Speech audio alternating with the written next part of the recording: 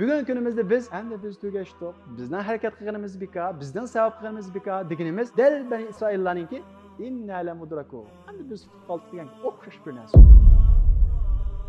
Demak bu oyat orqali Alloh subhanahu va taolo bizga shunday deydi-ki, ma hayot bir tallovozga o'xshaydi. Ma hayot bir bozorga o'xshaydi. Xalqingni ilinglar. Xalqingni qilinglar. Xalqingni yanglar. Xalqingni ichinglar. Vaqtingni xalqingni sarf qilinglar. Lekin فهل تذكرون أهليكم يوم القيامة؟ إيه رسول الله قيامة ما uyandıklarını, balı çaklarını, ayarlarını eslep koyamısılar? Dep sordu.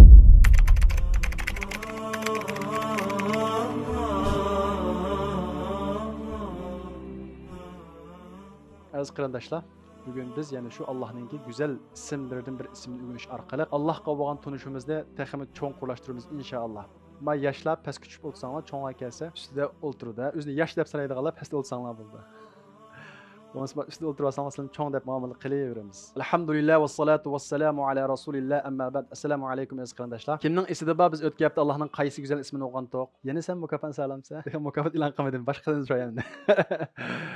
Kimning esida bor? Anglamaganlar mani javobini. Yana mukofot bilanlar shunga 100 dirham mukofot bilanlar. Demak diqqat qilsanglar shunga mukofot alasizlar degan gap. Esinglarda bo'lgandek biz har hafta Allohning bir go'zal ismini o'rganyapmiz. Bu orqali Allohni texmi cho'nqur tunishga tirishyapmiz. Chunki biz Allohni qancha cho'nqur tunsak, bizning iymonimizning huli asosi shuncha cho'nqur yiltiz tortgan bo'ladi. Bizning iymonimizningki, ya'ni men musulmon degan gap bu gaplar o'tmaydi. Ya'ni bu musulmon degan gapimizning tigida bir yiltiz bo'lishi lozim. Mushu yiltizi bizningki Allohni tunishimiz. Biz Allohni qancha cho'nqur tunudiq degan gap bu yiltiz shuncha cho'nqur yiltiz tortdi degan gap. Bizning iymonimiz qancha cho'nqur yiltiz tortsa, chiqqan shamollarga bardashlik beradi. Xabarlarda bor, bu yoshlar bilasizlar, hozir jamiyatimizda shamollar bakchiq bizning iymonimizni tarvatadigan. Dinsizlik shavqinlari va sekularlik shavqinlari va uyan tomosha shamollari va har xil shamollar va mushu shamollarda bizning iymonimiz tarvimson deydi ekanmiz. Ma iymonimizni ikkilanib qolmayli, har vaqt o'zimizni axloqiy jihatdan qo'g'dayli deydi ekanmiz. Mushu iymonimizningki yiltiziga ishlashimiz kerak. Bu iymonimizning yiltiziga ishlash nereden boshlanadi? Men ishondim degan Robbimizni, men iymon etdim degan Allohni tunish bilan boshlanadi.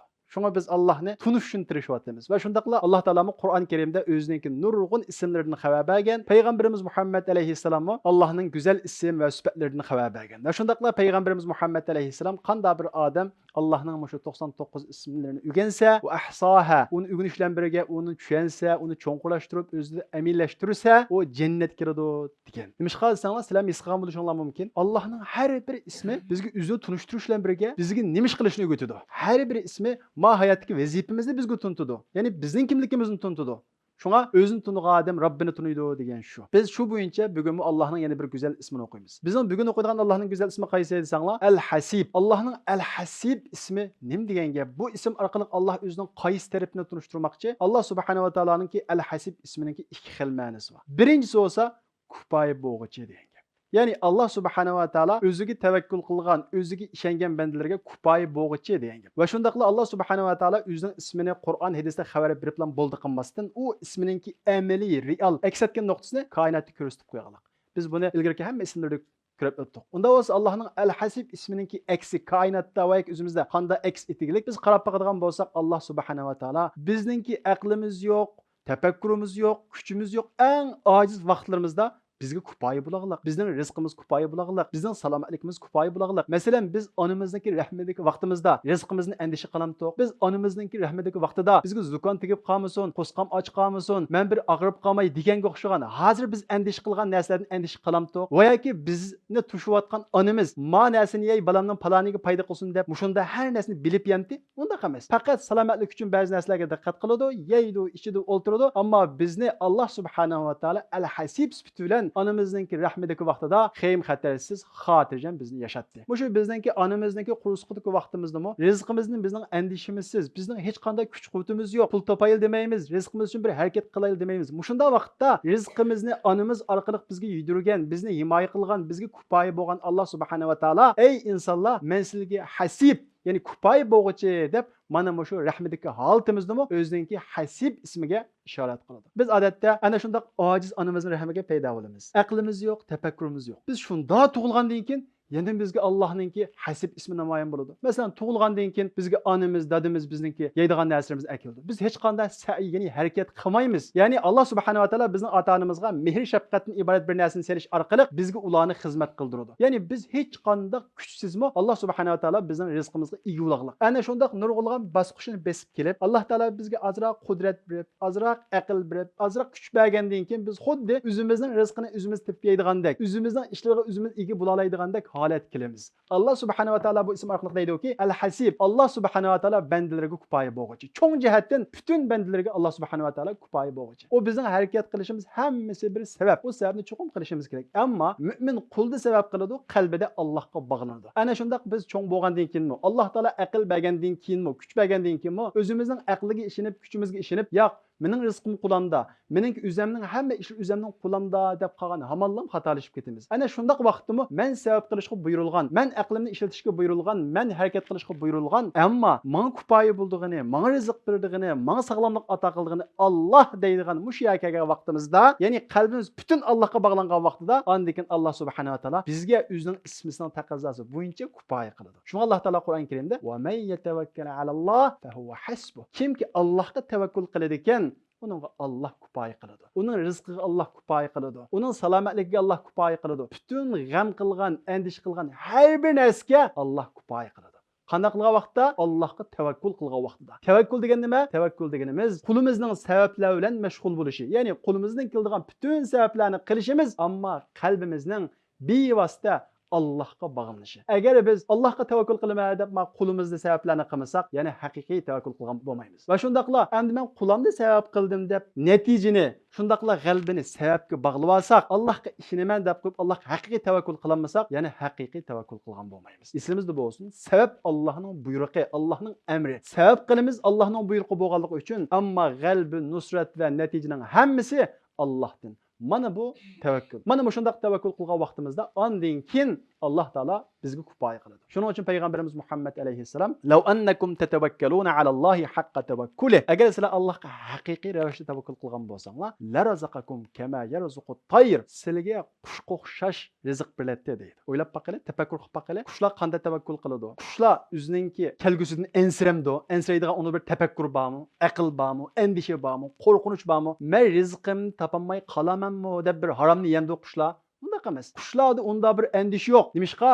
Qushlar Allohga tavakkul qilgan. Ammo qushlar men Allohga tavakkul qildim, men endish qilmayman deb o'zida jim yatamdi, unda qilmaydi. Payg'ambarimiz Muhammad alayhisalom hadisining davomida tag'du khimasan va taruhu bitanan deydi. Ular o'zdan och holda chiqadi, kashda to'q holda qaytadi. Demak, tavakkul deganimiz mana shunda qalbning butunlay Allohga bog'lanib, qo'lning sabablar bilan mashg'ul bo'lishi, qo'limizdan keladigan ishlarning hammasini qilishi mana shu tavakkul. Bugungi kunimizda biz ko'pinchimiz shu tavakkul ibodatdan mahrum qilindik. Nima desanglar? Ko'pinchimiz hozir umidsiz. Chunki bizning dushmanimiz kuchlanib ketgan, Xitoy kuchlanib ketgan, nurg'unlagan davlatlar undan tortinayotgan bir paytda. Biz o'ylaymiz, biz mushunchalik Uyg'ur nima ish qila olamiz? Bizning qo'limizdan nima ish keladi deb o'ylaymiz. Bu nima degan gap bilamsizlar? Men sababga cho'qinaman.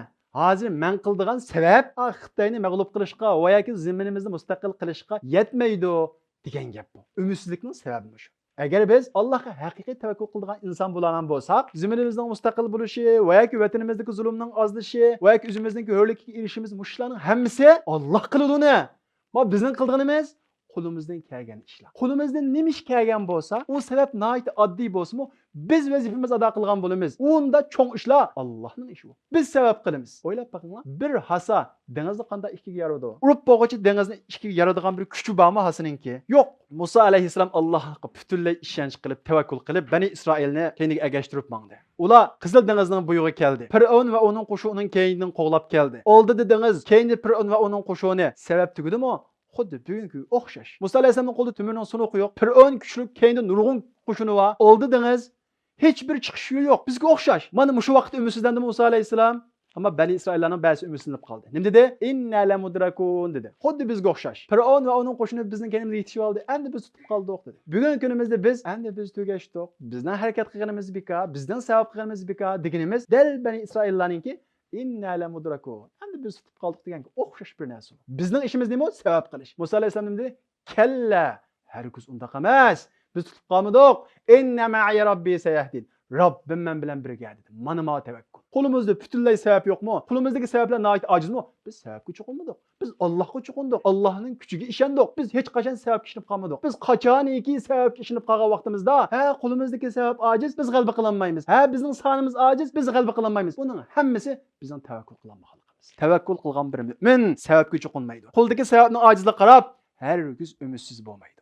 Çünkü hasbunallah, Allah hemmege kafi, hemmege yeterli. Peygamberimiz Muhammed Aleyhisselam'ın devrinde oylab bakın, naydı dehşetlik bir peyt. Peygamberimiz Muhammed Aleyhisselam ve sahabeler müşriklerin keyninden qoğlab geldi.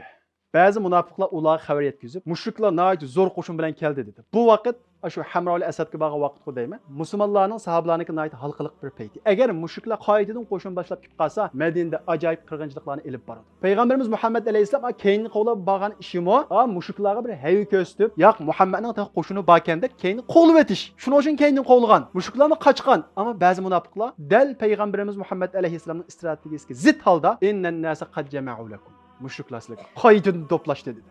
Naydi dehşetli bir peyt. Nima dedi? Fakhshawhum, qo'rqinglar dedi. Sahobalar qanday bo'ldi? Ümitsizlandimi? Çünkü kuchini aytib az qoldi. Agar müşriklar qaytadan to'plashib kelsa, ishni aytib chataq. Fazadahum iymana. İmanı ziyade oldu. Nima uchun? Chunki ular Allohga tayangan. Shunga bugun kunimizdami? Shu biz Xitoy qancha kuchlanib ketsa, bizga yordam beradiganlar qancha az qolsa, biz umidsiz ketmasligimiz kerak. Dal aksicha, agar biz tavakkul ibodatini qila olsak, fazadahum iymana. Bizning iymonimiz ziyodalab ketadi. Qanchalik kuchlanib ketsin, bizga yordam beradiganlar qanchalik az qolsin, iymonimiz qancha ziyodalab ketsa, ya'ni biz qo'limizdan kelgan sababni qilib turib, ondan keyin biz haqiqiy tavakkul qilgan bo'lamiz. Demak, tavakkul degan mana shunda qo'limizningki sabablar bilan mashg'ul bo'lib, qalbimizning butunlay Allohga bog'lanishi. Mana Alloh subhanahu va taolo mush ism orqali bizga birinchilab bildirmoqchi bo'lgani, agar sizlar Allohga haqiqiy tavakkul qilsanglar, ana hasib, ya'ni men sizlarga kifoya qilaman dedi. Va shunda Alloh taolo Qur'on Karimda: "Va men yatawakkal alalloh fa huwa hasbuh." Alloh tavakkul qilgan odamga kifoya qiladi. Har jihatda kifoya qiladi, rizq jihati kifoya qiladi deydi. Shunga bu isminingki birinchi ma'nosini oldig'imiz Allohga tavakkul qilishni o'rganish. Endi Allohning bu ismini ikkinchi o'rganadigan mazmunimiz qaysi desanglar, Alloh subhanahu va taolo bu ism orqali men hisob olg'uchi deydi. Ey bandalarim, dunyoda qilgan har bir ishinglarni hisob olaman deydi. Ma hayoti bika ish bormi? Ma hayoti biz hisobini bermaydigan narsa bormi? Bir do'konga kirib, uningdan bir narsa elib, pulini to'lamay chiqadigan do'kon bormi? Yo'q. Dunyoda hech yerda bir bika ish yo'q. Dunyoda bir hech yerda bika ish bo'lmagan ekan. Acaba Alloh yaratgan bu zaminda cho'ng jihatda bir hisobsiz ish bo'larmi? Aqliy jihatda bu butunlay rad qilinadi. Çünkü dünyada bika iş bo'lmagan ekan, oxiratda o'lgandan keyin bu bika ish yo'q. Biz quyoshning yo'qligidan kun manfaatlanayotimiz, havodan manfaatlanayotimiz, sudan manfaatlanayotimiz, Allohning zimindan manfaatlanayotimiz. Bikog'imi? Yo'q. Buning uchun nurg'ulgan majburiy ilova o'taydigan uning haqqi bor. Bu hargiz bika emas. Alloh subhanahu va taolo bu ism orqali hammasining hisobi bor. Men hisob olg'uchi deydi. Va shunda Alloh subhanahu va taolo Qur'oni Karimda: "Va nada'ul mawazinal qista liyawmil qiyamati fala tuzlamu nafsun shay'a." Qiyomat kunisi adolat tarozi o'rnatiladi. Hech bir jonga zulm qilinmaydi. Va in kana mithqala habatin min khardalin atayna biha va kafa bina hasibin. Kichik chaqliq qilgan ishinglar bo'lsa-mo, hammasi keltiriladi. Allah subhanahu wa taala hisob elishga yetarli. Allah qanday hisob elib bo'la? Dunyoda necha millat inson yashagan tursa, qanday hisob elib bo'la deb o'ylab qolmanglar. Va kafa bina hasibin. Allah har bir narsadan hisob oladi. Demak, bu oyat orqali Allah subhanahu wa taala bizga shunday deydi-ki, ma hayot bir tanlovozga o'xshaydi. Ma hayot bir bozorga o'xshaydi. Xalqingni elinglar. Xalqingni qilinglar. Xalqingni yanglar. Xalqingni ichinglar. Vaqtingni xalqingni sarf qilinglar. Lekin o'lgandan keyin o'lmaydigan bir hayot borki, u hayotda biz hisob olamiz deydi Alloh subhanahu va taolo bu ismda. Va shunda Alloh subhanahu va taolo bu haqda Qur'on Karimda: "El-yawma tujza kullu nafsin bima kasabat la zulmal yawm innalloha sari'ul hisab." Qiyomat kunisi har bir nafsi dunyoda qilgan ishiga qarta jazo yoki mukofotga tortiladi. La zulmal yawm. Hech kimga zulm qilinmaydi. Qo'rqmanglar, hech kim zulm qilinmaydi. Innalloha sari'ul hisab. Allohning hisobi nihoyat tez. Wal waznu yawma idhnil haqq. Qiyomat kunisi adolat tarozisi. Bizning qilgan ishlarimizni tarozilaydigan tarozi o haqiqat, o bir tasavvur emas, o bir muhal ish emas. Qilgan har bir ishimiz qiyomat kuni tiklanadi, u taroziga qo'yiladi. O kun shunda bir dahshatli kunki, inson birisi-birisiga parvo qilmaydigan 3 o'rinning birisi ana shu amallarimiz taroziga qo'yiladigan vaqt. Hazrat Aisha radhiyallohu anha bir kunisi do'zaxni eslab yig'lab ketdi. Payg'ambarimiz Muhammad alayhisalom "Ma yubki? Nima ish qilasiz?" deb so'radi. Hazrat Aisha radhiyallohu anha "Zakartun nar fabakaytu." Men do'zaxni eslab yig'lab ketdim. "Fa hal tazkuruna ahlikum yawmal qiyamah?" Ey Rasululloh, qiyomatda men uyanglikni, bola chaqangni, ayolingni eslab qo'yamsizlar? deb so'radi. Payg'ambarimiz Muhammad alayhisalom: "Ey Aisha, 3 o'rinda hech kimni eslanmaydi. ana bolasini, dada bolasini, ayolini, bir tuqqan qarindishini hech qaysini eslanmaydi. 3 o'rinda. O 3 o'rinning birisi bo'lsa, mana o'sha qiyomat kuni tarozi tiklanib, har bir odamningki amali tarozi qo'yilgan vaqtida bir odamni eslanmaydi. Har bir odam o'zining tarozi qarab, mening tarozim, ya'ni yaxshilik tarozim yengil kelib qolarmi, mening amalim az kelib qolarmi deb mana shunday dahshatning ichiga tushadi. Mana hargiz muhal sanamayli. Biz ma qisqagina hayotda kichkina manfaat oldida birimizni ko'rmaymiz. Eng aqallisi bir so'rinda, bir to'y qarasanglar, bir ikkidan kechikib qolib qolsa, hamma odam qarg'ulmaydi keyniga. Demişqa, shunda qarasam, uning o'rnini qo'pab bersam, men o'tib qolamanmi deb yig'ilishlarda diqqat qilsanglar, qaramaydi. Hamma odam o'z oldiga. Ma hayotda kichkina 1-2 soatlik yig'ilishlarimizda, o'ltirishlarimizda birimizni ko'rmaslik salimiz yo'q. Dahshatli hayotda har bir odam o'lmaydigan, ana shunday hayotda hargiz qolmaymiz. Birimizga hargiz qolmaymiz. Mayli ayolimiz olsun, mayli dadamiz olsun qolmaymiz. Chunki uningdan keyingi hayot abadiy hayot. 1-2 soatlik yig'ilish emas u. Vaqtning dahshatligidan Alloh subhanahu va taolo gunohkorlarning, fosiqlarning ahvolini sifatlab, "Va wudi'al kitab fataral mujrimina mushfiqina mimma fih." U vaqtda kitob qo'yildi. Gunohkorlarning nihoyat qo'rqqanligini ko'rsa, "Va yaquluna ya waylatana ma li hadal kitab la yughadiru saghiratan wa la kabira illa ahsaha." Ma kitob, ya'ni bizning nomi amalimiz yozilgan, dunyoda qilgan ishlarimizning hammasi yozilgan kitob ajoyib bir kitob ekanki, bu kitobga cho'ng kichik har bir narsamiz chala qo'ymay yozibdi. Va vajadu ma amilu hadira. Ular dunyoda qilgan ishlarining hammasiga hozir bo'lganligini, hammasining yozilganligini ko'rdi deydi. Va la yadlimu robbuka ahada. Agar siz yaxshi qilgan bo'lsanglar, boshqalarning haqqini yo'magan bo'lsanglar, boshqalarga zulm qilmagan bo'lsanglar, gunoh ma'siyatga tushmagan bo'lsanglar, qo'rqmanglar. Va la yadlimu robbuka ahada. Sizning Robbingiz hech kimga zulm qilmaydi deydi. Yunabba'ul insanu yawma idin bima qaddama va akhar. O kunda insonga cho'ng olsun, kichik olsun, yaxshilik olsun, yomonlik olsun, hammasi xabar qilinadi, bildirildi dedi. O'ylab baqili. Bugun cho'ngli ko'mid deb qilgan ishlarimiz, boshqalar bilmay deb yevagan haqlarimiz, ota-onaning ko'mid deb ko'rgan harom ko'rinishlarimiz hammasi qiyomat kuni qo'yildi. Hammasi oshkor qilinadi. Shu qiyomat kuni yawmul xizy, u bir rasvo kunisi. Ma dunyoda yurib haqli bilmay deymiz ya, u vaqtda hammasi oshkor bo'ladi. Cho'ng olsun, kichik olsun. Alloh subhanahu va taolaning hasib ismi sifati bilan hisob qilinishligiga har vaqt hozirni tatib o'zimizdan hisob olishimiz kerak. O kunda balil insanu ala nafsihi basira. Har bir odam o'ziga guvohchi bo'ladi. Walau alqa ma'azira.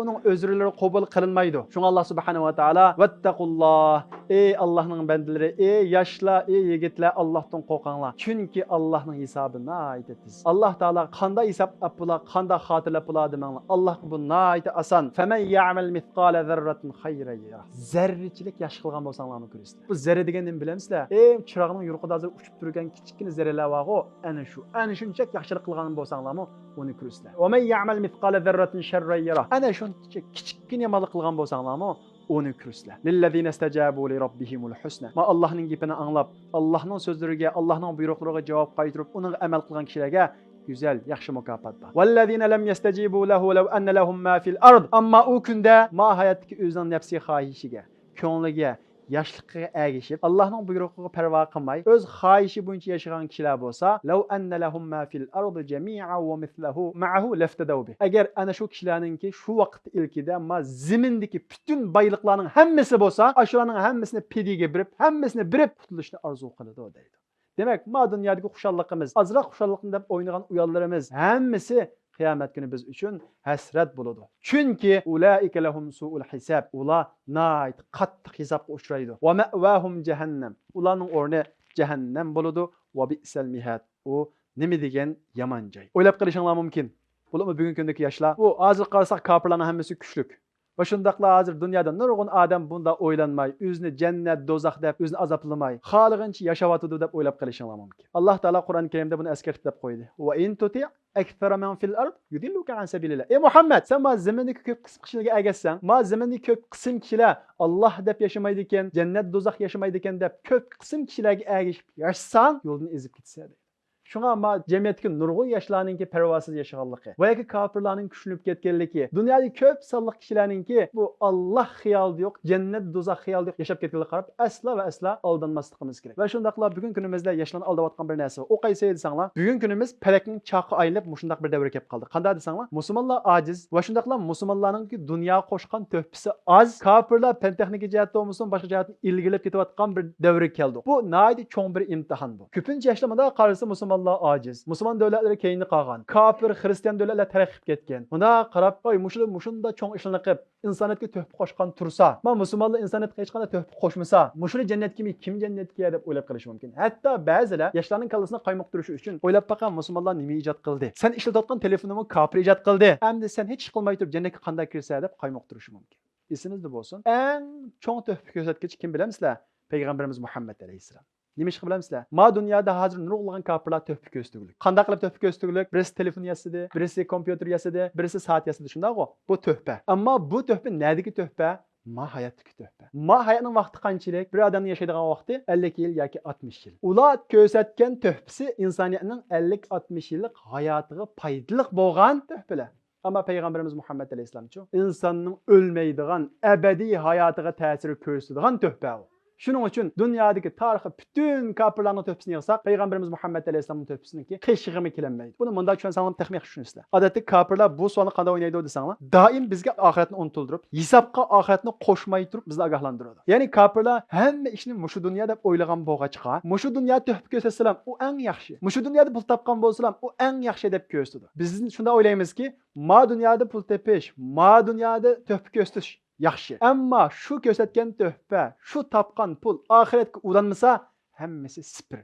Nimishqa o'lan bilan hammasi tugaydi. Bunun qarg'a vaqtimizda ma dunyoda tuhfa ko'rsatgan kofirlar nimaga o'xshaydi desanglar, biz hozir Istanbuldan Anqaraga bormoqchi. Biz Abduzda mangduq hozir. Abduzda mangucha, birisi soat yasadi, birisi telefon yasadi, birisi kompyuter yasadi. Ammo Abduzdan shunda tushgandan keyin bu yasagan narsaning hammasi qimmatini yo'qotadi. Ammo Payg'ambarimiz Muhammad alayhisalom bizga Abduzdan tushgandan keyin abadiy hayot yashaydigan, eng yaxshilik, eng xotirjam bir hayotni ko'rsatdi bizga. 50-60 yillik hayotda bizning hayotimizga ozroq qulaylik keltiradigan bir narsani yasagan odam bekrak tuhfa ko'rsatganmi? Yoki abadiy hayotda, mengu yashaydigan hayotda do'zaxdan bizni saqlab qolishga sabab bo'lgan Payg'ambarimiz Muhammad alayhisalom tuhfa ko'rsatganmi?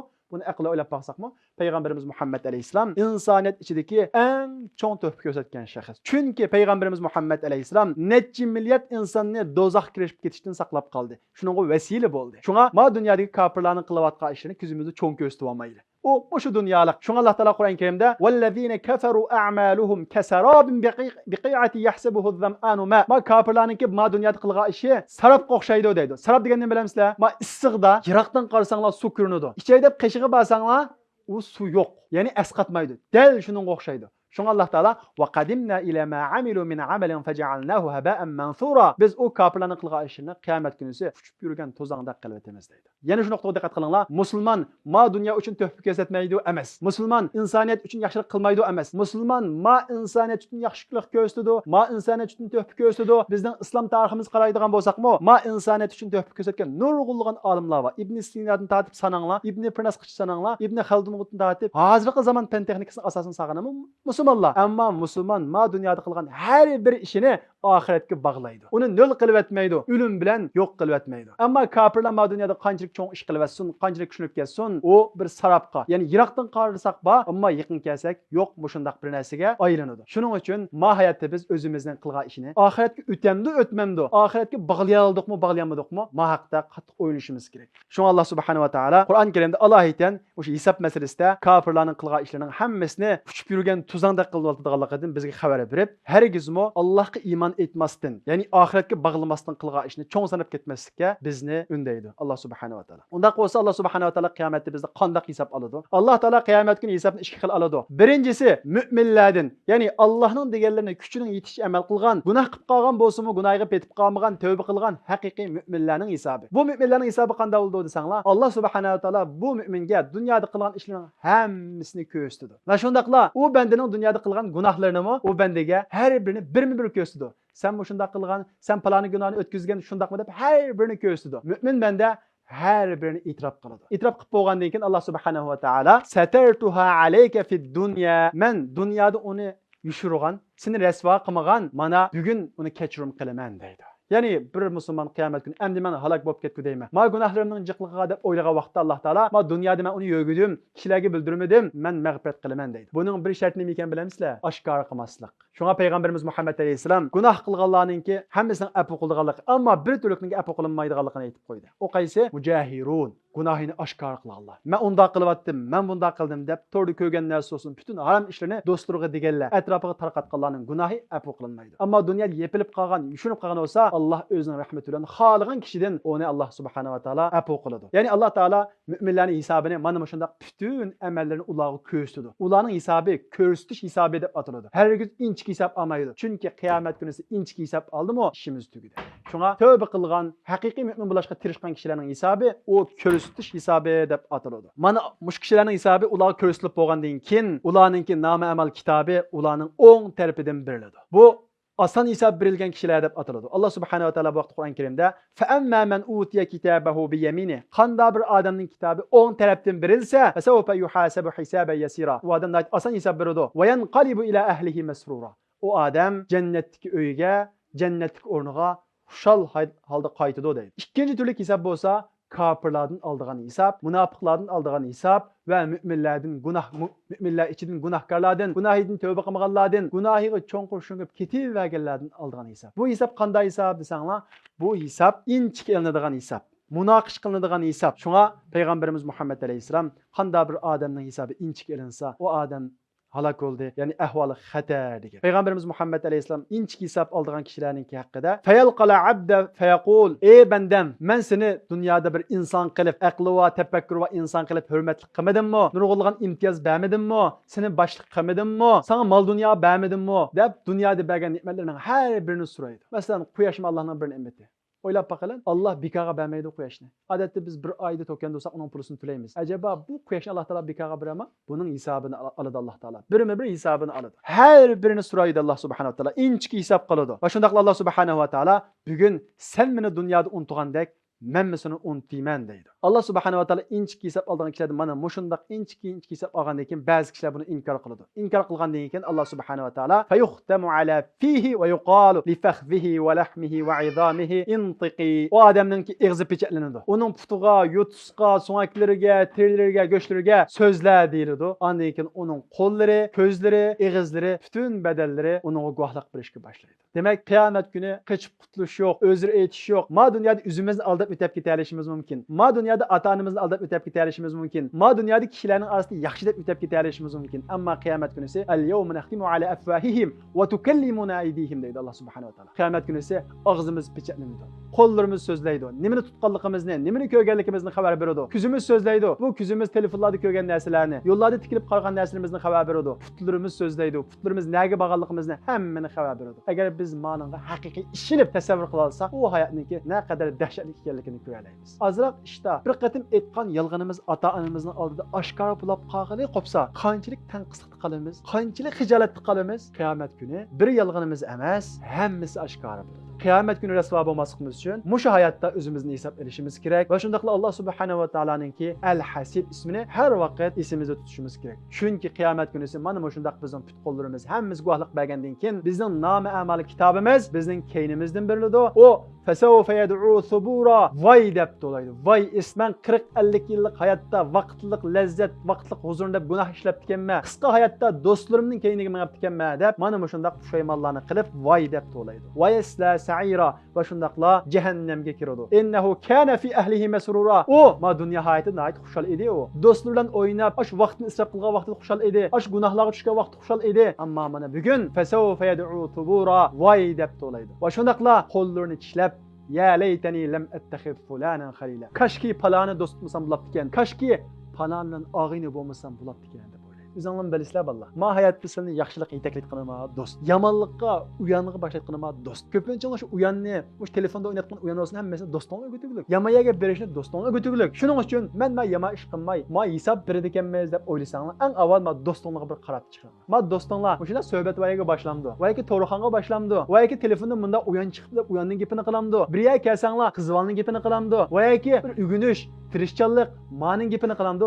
Maniga bir qarab chiqib Agar sizlarning atrofingizga ana shunday odam bo'lsa-mu, ammo shaytonning asriga aylanib ketgan manda kishilar do'st shaklida yiqilishib qolgan bo'lsa, darhol ulardan yiroqlashinglar. Chunki payg'ambarimiz Muhammad alayhisalom degandek, bir odam o'zining do'stining deyinda bo'ladi. Do'st mana shunday odamni yomon yo'lga yetaklaydi. Shu qiyomatdagi insonning pushaymani, ya laytani lam attakhid fulanan khalila. Kashki palani do'st tutmasam bo'libdi ekan degan, mana mushu pushaymon bo'ladi. Va shundaqla Alloh subhanahu va taolo agar biz ma hayotda qo'limizdan kelishicha tirikchilik ko'rsatib, nafsimiz qarshi bir oz kurash qilib, nafsimiz ana shu harom ishlarni tasimi, uyanni tasimi, uyanni uxlashni, arom olishni tasimi, yo'q ma umrimdan Alloh subhanahu va taolo so'raydi ekan deb, qo'limizdan kelishicha tirikchilik ko'rsatsak, Alloh subhanahu va taolo qiyomatda fazli bilan hisob oladi. Hargiz adolat bilan emas. Agar adolat bilan hisob olsa biz tugishimiz. Alloh subhanahu va taolo shundaq bir fazli bilan hisob oladiki, agar biz bir yomon ishni o'ylab, uni qilmasak, bizga Alloh taolo bir mukofot beradi. Agar biz bir yomon ishni o'ylab, shu yomon ishni qilgan bo'lsak, bizga bir gunoh yozadi. Agar biz bir yaxshi ishni o'ylab, uni qilmasak, bizga bir savob yozsa, agar biz bir yaxshi ishni o'ylab, uni qilsak, Alloh subhanahu va taolo uni 700 hassagacha ko'paytib beradi. Alloh subhanahu va taolo Qur'on Karimda "Man jaa bil hasanati falahu 10 amsalha." Qanda bir odam mahiyatda bir yaxshilik qiladi ekan, Alloh subhanahu va taolo uningga 10 misli, 10 hassa bo'yicha mukofot beradi. "Va man jaa bis sayyiati fala yujza illa mithlaha." Qanda bir odam yomonlik qiladi ekan, shunga o'xshash. Ya'ni shu gunohga tushliq Allah subhanahu wa taala uni jazoga tortadi. Va hum la yuzlamun. Ular hargiz zulmga uchmaydi deydi. Payg'ambarimiz Muhammad alayhisalom hadisda "Innalloha katabal hasanati was sayyiat." Alloh taolo yaxshilarni bayon qildi, yomon ishlarni bayon qildi. "Faman hamma bi hasanatin falam ya'malha." Qanda bir odam yaxshidan birini o'ylab, men bir mushu Qur'on o'qisam bo'ladi, va yoki bir Qur'on yodasam bo'ladi, va yoki ota-onamga bir yaxshilik qilsam bo'ladi deb bir yaxshidan birini o'yladingmi? Va yoki mushu darsda bir yaxshi o'rganib, yaramliq bir musulmon bo'libman, musulmonlarning izzikligi, musulmonlarning zulmdan qutulishi uchun bir yaxshi bir musulmon bo'lsam bo'ladi deb shuni samimiy orzu qilsanglar, kataballohu lahu indahu hasanatan kamila. Alloh uningga to'liq bir yaxshilik yozadi. Fa in huwa hamma biha fa'amilaha. Agar u shuni o'ylab uni qilsa, katabahallohu lahu indahu 10 hasanat. 10 yaxshilik yozadi Alloh subhanahu va taolo. Bu 10 yaxshilik ila 700 du'fin ila ad'afin kaseera. 700 hassa. Undan ko'p qisha hassilnadi. Va man hamma bi sayyi'atin falam ya'malha. Bir yomon ish qilib uni qilmasa, katabahallohu lahu indahu hasana. O'ylab boqinglar, bir yomon ish qiladi o'yladinglar, ammo Allohni esladinglar, hisob kunisini esladinglar, Allohning hasib ismini eslab keniga yansanglar, Alloh taolo ma bandam meni deb ma yomon ishni qilmadi deb, shu bir yomon ishni o'ylab yanganliginglar uchun Alloh subhanahu va taolo bir yaxshilik yozadi. Agar qilsa, uningga bir yomonlik yozadi deydi. Allohning hisobi mana shunday fazilat bilan bo'ladi. Onda bo'lsa Alloh subhanahu va taolo nimani hisob oldi o'ylab baqdinglarmi? Qiyomat kuni o'lgandan keyin. Nimani hisob oldi? Biz bu vaqtda to'xtalib kimning isida bor? Alloh taolo qiyomat kuni eng burun nimani hisob oldi? Kim deyalsa 100 dirham mukofot bor. Ha. Nisbat to'g'ri. Yincho. Ha. To'g'ri. İkilisiga to'g'ri, ikkilisiga yuzladi mukofotini to'g'ri. Alloh subhanahu va taolo qiyomat kuni bandaning qadami yo'tkalmay turib 4 ishdan so'raydi. Buning birisi qaysi? Umri, ya'ni vaqtidan so'raydi. Alloh taolo bizga vaqtdan iborat eng qimmatli bir dasmoyni berglik. Bu vaqtini nimaga ishlatding? To'rxonlarda, ana shu o'yinxonalarda o'tkazdingmi? Yoki bu yoshlik vaqtini eng qimmatli ishlarda o'tkazdingmi deb shu umuman umrimizdan so'raydi. Umuman umrimizdan so'rab bo'lgandan keyin umrimizning ichidagi eng qimmatli payt bo'lgan yoshlikdan so'raydi aziz qarindoshlar. Ma'niga sal qaramanglar, o'ylab boqinglar. Bir qatim butun umrimizdan so'raydi. Uni so'rab bo'lgandan keyin yoshligimizni yana bir qatim so'raydi. Chunki umrimiz bir dasmoy bo'lsa, bu dasmoy ichidagi eng qimmatli paytimiz bizning yoshligimiz. Yoshligimizda nima o'rgansak o'rgana olamiz, nima ish qilsak qila olamiz, haromni qilsakmi qila olamiz, haromni yansakmi yana olamiz. Mana shunday paytda biz vaqtimizni unumli o'tkazgan bo'lsak, Alloh rozi bo'ladigan ishlarda o'tkazgan bo'lsak, biz bu savoldan o'ta olamiz. Va shundaqla Alloh subhanahu va taolo ikkinchi qatim nimadan so'raydi? O'rgangan narsani so'raydi. Nima o'rganding? U o'rgangan narsani nima uchun o'rganding? Nimaga ishlatding? Bundan so'raydi. Shunga ham o'rgangan narsamizga diqqat qilishimiz kerak. To'g'ri, biz qattiq o'rganishimiz kerak. Ammo bu o'rganishimiz nima uchun o'rganamiz? Bir musulmonlarning taraqqiyoti uchun o'rganamiz. Va yoki bir kishilik jon beqishimiz uchunmi? O'ylab boqinglar, bir musulmonning niyati bilan qilgan ishining savobi osmon zamin o'zgarib ketadi. Agar sizlar men yaxshi o'qib, o'sha imtihonlarda yuqori olib, yaxshi maktabga kelib, isil mashinalarni hayday, o'sha do'stlarimning ko'zini o't chiqarib atay, isil uylarda o'ltirib o'zimning boyligining bir payzini suray desanglar, bu o'qishinglar balkim shu ko'z-ko'zdan niyat qilganliginglar uchun bu gunohga aylandi. Agar sizlar qarab boqadigan bo'lsak, musulmonlarning hammasi ojiz ekan. Musulmon hamma yerda bo'zaq qilinibdi. Men bir tirishib, men musulmonlar hujayrasidan bir hujayra men bo'lganligim uchun bir kuchlanay, musulmonlar jamiyati kuchlansin deydi ekan. U shu o'rganishi uchunmi? Har bir mangan qadami uning bir ibodat hisoblanadi. Masalan, degan kunimizda vatanimizda ajoyib zulm olib ketdi hozir. G'azada musulmonlar noyat zulmga uchrag'lar. Nurg'u yosh bolalar nima ish qila olamiz deb so'raydi. Vatanimiz uchun nima ish qila olamiz deb so'raydi. Seni qildigan ishinglar noyat aniq. Bir yoshning vaqtini isrof qilmasligi, bir musulmonlar jamiyatini kuchaytirish uchun, bir yaramliq odam bo'lish uchun harakat qilishi ana shu bizning vatanimiz uchun yordam qilganligi, ana shu G'azza uchun yordam qilganligi. Va shundaqla bir yoshninki vatanimizda shunda zulm bo'layotibdi. Vatanimizda kishilar Qur'onni ololmaydi ekan. Vatanimizdagi kishilar erkin namoz o'qiolmaydi ekan. Men bo'lsam ma gunohdan o'zimni yig'ay. Men bo'lsam namozimni joyida o'qay. Men bo'lsam Qur'onimni joyida o'qay deb mushuni yetib kelganimiz mana shu vatan uchun qilgan ishimiz, mazlumlar uchun qilgan ishimiz. Uchinchidan topgan mol dunyosini so'raydi. Allah subhanahu wa taala hammamizga o'xshamagan shaklda mol dunyo bergan. Nereden topding? Halaldan topdingmi, haromdan topdingmi? Buni so'raydi. Mana bugun kunimizda mush jihatda cho'ng imtihon keraklik. Nurg'un kishilar topgan pulisini halaldanmi, haromdan unga diqqat qilmay, pul to'plashlar o'ylaydigan musholat keraklik. Vaholanki payg'ambarimiz Muhammad alayhisalom bu vaqt xabar berib qo'ygan. Shundaq bir zaman keladi-ki, u zamonda bir odam topgan pulisini halaldanmi, haromdanmi bunga parvo qilmaydi deb bundan ogohlantirgan. Agar topgan pulimizni haromdan topgan bo'lsak, ma dunyoda boy deb atalgan bo'lsakmi, va shundaqla topgan pulimizda uning bunga yaxshilik qilgan bo'lsakmi, Allah subhanahu wa taala uning har birini hisob oladi. Mehnat suvilan, mehnat ko'nakni yo'li bo'lmagandek, haromdan topgan pulimizdan qilgan yaxshiligimiz o yaxshilik bo'lmaydi. Topgan pulimizdan so'raydi. Va shundaqla tepib bo'lgandan keyin uni nega ishlatding? Faqat nafsing uchun ishlatdingmi? Harom yo'q ishlatdingmi? Buningdan so'raydi. Va shundaqla 4-chi qilib bizning jismimizdan so'raydi. Bizga mana bu shundaq sog'lom badan berdi Allah subhanahu wa taala. Bu sog'lom badanni nimaga ishlatding? Nimada ufratding? Nimada ko'natding? Buningdan so'raydi. Shunga har birimiz bugungi Allah subhanahu wa taolaninki Al-Hasib ismidan oldigan birinchi darsi har vaqt ömrimiz, vaqtimiz bo'lishi kerak. Bo'lib shu yoshlar esinglarda bo'lsin, bu yoshlik o'tdi degan gap sizlar o'tdinglar. Ma kun o'tdi degan gap kalendarning varaqi o'tmadi, sizlar o'tdinglar. Sizlarning bir qisminglar o'tdi. Ma odam sizlar o'yanga o'xshash, qarigan siri ma rangi o'zgarib va yoki tushadigan bir darajasi yo'q. Tuymaydi. Chunki insonning ruhi qarimaydigan bo'lg'achqa, ma vaqt o'tab inson qarisimi, ma ruh qarimagan bo'lg'achqa o'zining qarig'ini tuymaydi. Shuning uchun o'zinglar sagak bo'lib, o'zimizni hisob qilib, har vaqt vaqtimizni qadrlashimiz kerak. Alloh subhanahu va taolo hisob oldigan vaqtda, bizning ana shu tarozi tiklangan vaqtda taroziga egri tushadigan bir qism amallar bor. Bu amallarni eslab o'tiladi. Chunki Alloh subhanahu va taolo bu ism orqali har birimizning qilgan amalimizni hisob oldiganligini xabar berdi. Unda bo'lsa qiyomat kuni ana shu Alloh subhanahu va taolo al-vaznu yawma idhnil haqq. Tarozi haqiqat. Qiyomat kunida tarozi tiklanadi. Har bir odamning amali o taroziga silinadi degan vaqtda, osh taroziga eng egri tushadigan amal qaysi? Birinchisi taroziga eng egri tushadigan amal bo'lsa tavhid. La ilaha illalloh Muhammadur Rasululloh degan mana shu tavhid Allohning tarosiga eng egri tushadi. Sizlar la ilaha illalloh Muhammadur Rasulullohni bir jumla so'z deb tushunmanglar. Butun payg'ambarlar mana shu la ilaha illalloh uchun avatilgan. Ma koinot la ilaha illalloh uchun avatilgan. Qur'on Karim la ilaha illalloh uchun avatilgan. Unda bo'lsa butun koinotlar yaratgan bu la ilaha illalloh nim degan gap Allohdan boshqa iloh yo'q. Allohning degandan boshqa hech bir to'g'ri so'z yo'q. Allohning degandan haqiqat bo'lgan bir to'g'ri so'z yo'q. Allohning qonunidan haq bo'lgan adil bo'lgan bir qonun yo'q degan. Bugun kunimizda hammamiz Allohdan boshqa iloh yo'q deymiz. Bir odam Allohdan boshqa iloh yo'q degan vaqtda uning qimmat qarashida, uning fikrida eng cho'ng narsa Allohning digini bo'lishi kerak. Bir odam Allohning digini haq deb bilib, endi desa va yoki lekin desa, unda bo'lgan bilan deb yana bir gapni qo'shsa, u odam haqiqiy la ilaha illalloh degan bo'lmaydi. Biz ko'pincha la ilaha illalloh deymiz, ammo ba'zi vaqtda nafsning kayniga kirib Allohning deganini emas, mansablarni cho'ng bo'lib ketamiz. Ba'zi vaqtda pullarni cho'ng bo'lib ketamiz. Ba'zi vaqtda shuhratlarni cho'ng bo'lib ketamiz.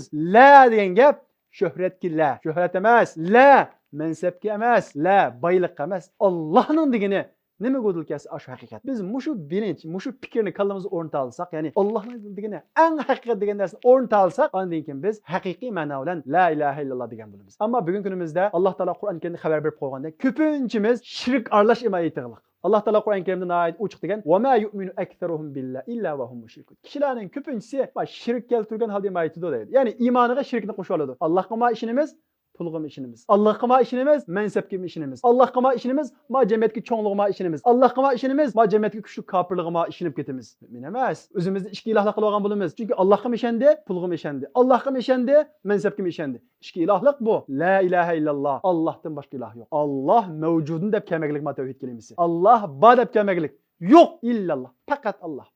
To'g'ri so'z faqat Allohning. To'g'ri gap faqat Allohning. Mana mushu narsani biz kallamizga singdirarsak, la yo'q Allohning degandan boshqa, Allohning qo'ygandan boshqa har bir narsani inkor qila olsak, va shundaqla Muhammadur Rasululloh, Allohning elchisi Muhammad alayhissalom haq, uning degani haq, u Allohning elchisi va bandisi deb mushuni haqiqiy shaklda ishonalsak, mana shu qiyomatda taroziga eng egri tushadigan ibodatning birisi. Musa alayhissalom bundoq degan: "Ya Rob, allimni shay'an." Menga bir narsa ügetken ey Rabbim, men o narsa bilan seni eslay, sana dua qilay dedi. Allah subhanahu va taala: "Qul ya Musa, ey Musa, La ilahe illallah degan dedi. Musa alayhissalom dedi, "Ya Rob, kullu ibadaka yaquluna hada." Ey Allah, buni hamma bandalarning deydi. La ilahe illallah degani hamma bandalarning deydi dedi. Allah Taala, "Ya Musa, law anna as-samawati as-sab'i." Ey Musa, 7 osmon, 7 qat osmon va uning boshqasi va zaminlar hammasi, ya'ni bu deganligi 7 qat osmonda qilingan ibodatlar, zaminda qilingan ibodatlarning hammasi qiyomat kuni ana shu taroziniki bir payga qo'yilsa,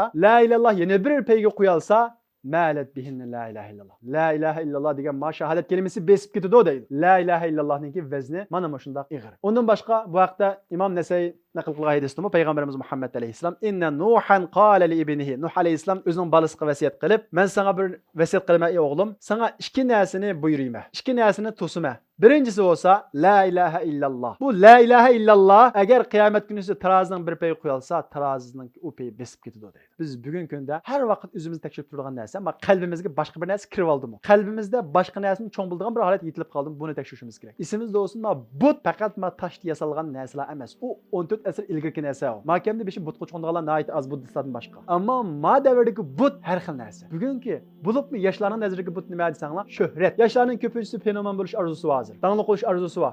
Mushu but qalbingda yiqish tegishlik but. Yoshlarning nazarida hozir vositolmay pul topadigan, mashhur bo'ladigan, mushundaq butlar qalbingga kirib olgan. Mushu bugungi kunning butlari mushu. Mushuni yiqib la ilaha illalloh. Mendan Alloh rozi bo'lsa bo'ldi. Men butun dunyoning tunumusimi, to'rda dangli qolmasammi, Alloh mendan rozi bo'lsa bo'ldi deb mushu narsani o'zimizni o'zlashtirsak, undan keyin biz haqiqiy la ilaha illalloh degan bo'lamiz va shundaqla mushu iddiyimiz, mushu aqidamiz qiyomat kunisi tarozida eng ig'ir bosadigan amal bo'ladi. Undan boshqa qiyomat kuni taroziga eng ig'ir tushiradigan va shundaqla eng burun suriladigan savollar birisi bo'lsa, bayağı qilishimiz degandek namoz. Payg'ambarimiz Muhammad alayhisalom hadisda inna awwalu ma yuhasabu bihi al-abdu yawm al-qiyamah. Qiyomat kunisi banda eng burun hisob qilinadigan narsa nima bo'lsa, namoz. Fa in saluhat saluha sa'iru amali. Uning namozi joyida bo'lsa, boshqa amallari joyida bo'ladi. Agar namozi joyida bo'lmasa, boshqa amallarimiz ziyon tortadi. Bugun o'qigan Allohning Hasib ismidan oldigan narsamiz nima bo'lsanglar, o'sha namoz qarta o'zimizni tekshirish. Atdeganda namoz o'tirish uchun ota-onamizni qanchalik qaqshitayotimiz, qanchalik bizni qo'p deb tovlayotidi, bu vaqt o'zimizni tekshirishimiz kerak. Chunki bizning qo'pish egri kelgan ana shu namoz qiyomat kuni bizni eng burun suriladigan ibodat. Atdeganda qo'pamay aytamizlar, ma qish kuni suv shunda. Qo'pamaysiz shunaqo. Buning bir usulini payg'ambarimiz Muhammad alayhisalom deb bergan. Qanday deb bergan bilamizlar? Ma shayton uxlagan vaqtimizda bizning gadinimizga ma'naviy jihatda 3 tuganchini chigib qo'ydi. Payg'ambarimiz Muhammad alayhisalom buni deb bergan. Atdeganda qo'pay deb niyat qilgan vaqtingizda shayton sizga xiyolingizga, fikringizga texi kecha uzun birdan uxlab ol deb vasvasa qiladi. Ana shunday vasvasa qilgan vaqtda siz yetib turib joyingizda qo'pqinlik kamida shunday holatda sizlar Allohu akbar, alhamdulillah yoki subhanalloh deysizmi? Har qanday bir zikrni shunda tilga olsanglar, shayton chigib qo'ygan bu 3 tuganchiniki birisi ishib ketadi. Ya'ni ishib ketgan degan nima bo'ldi? Qo'pash oson bo'ladi. Ondan keyin ondan qo'pab qanday qilasizlar?